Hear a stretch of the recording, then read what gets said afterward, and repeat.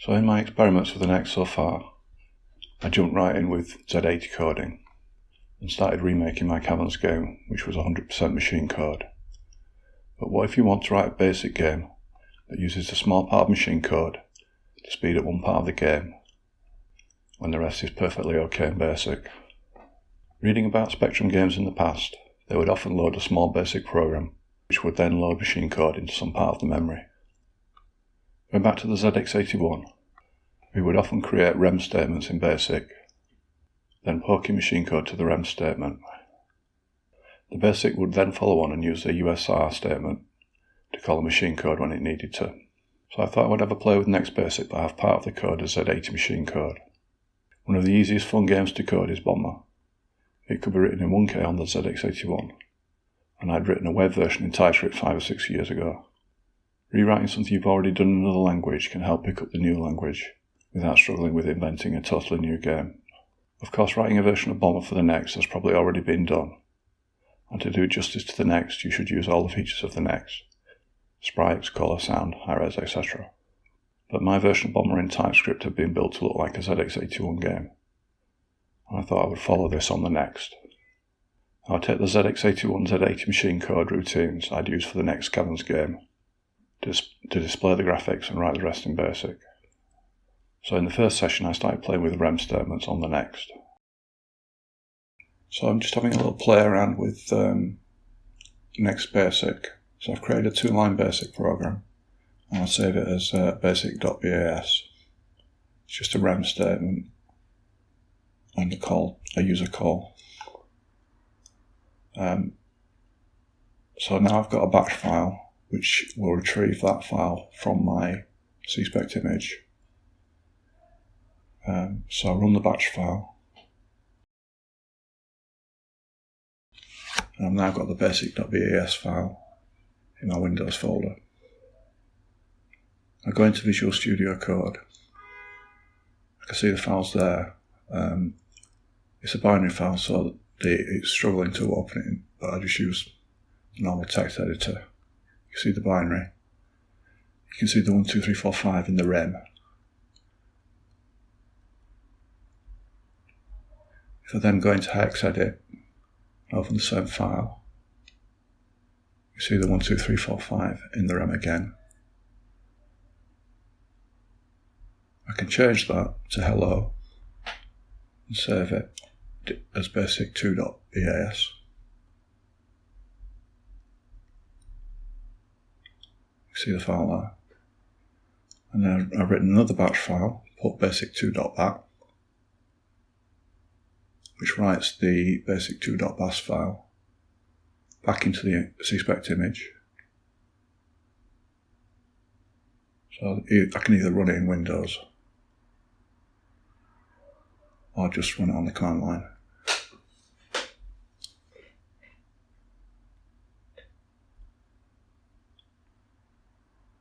And then go back to cspect. I can see now that I've got my basic2.bas file. Open it up, and I've got hello instead of 1, 2, 3, 4, 5. So this is a way of poking into a REM statement outside of the cspect environment. I next went on to getting the assembler code from the Caverns program into a state I could use in my basic program.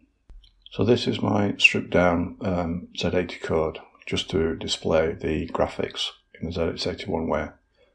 The first 3 locations store the X, Y, and the character to draw. They then call printing the ZX81 character, and then return. I'm using these 4 assembler libraries. Import binaries imports the definitions for the Z81 characters.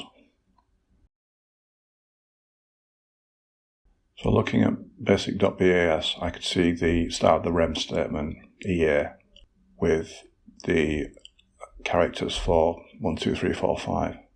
Then looking at the next code, which I've compiled to draw the ZX81 graphics, we see that there's less than 1,000 characters. So I created a REM statement to put these characters into, and then copy them using this little program FRHED. and then open the basic program, bomber2.bas, look for the EA statement, rem statement, and then paste in over the characters that are already in there the ZX81 assembler routine for drawing a graphic in the Z80 style. So I'm then copying up the basic program to the next. You see it's quite a short program to start with. Line 220 sets X, 230 sets Y, 240 sets the character A, which is a star. So then if I run that, I get the star down towards the bottom of the screen. Now I could draw to the next screen from basic using my ZX81 graphic routines. I could go on to the final part, writing the basic program to call it.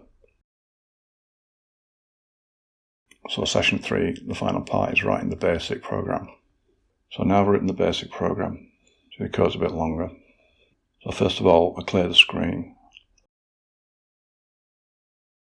Then I draw the stars in the background, draw the city on top.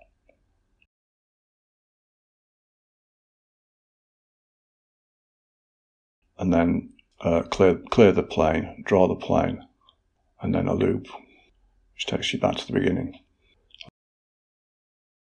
At line 1000, I print a character calling the assembler routine. Line 1200 is a routine to fill the screen, which I didn't use. Line 1400 is a routine to draw the city. So that draws all 32 columns. Then at line 1600, draw the stars, 1800, clear the plane, and 1900, draw the plane.